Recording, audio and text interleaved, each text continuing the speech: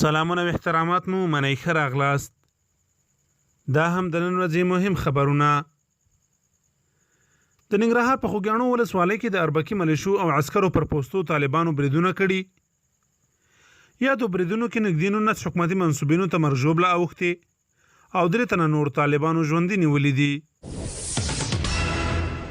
روسیې یو ځل بیا په کابل حکومت غږ کړی چې ژر تر ژره پاتې بندیان آزاد او بین الافغاني خبرو ته لاره پرانیزي. زابل کې د ماین چاودنې له کبله 15 تنه ملکي وګړو ته مرژوبله اوښتې. افغانستان کې د برېټانوي سرتیرو ژغورونکي سپي ته مډال ورکول کیږي. امریکا په پام کې لري چې په عراق کې خپل سرتیري 3500 تنو ته راکوز کړي.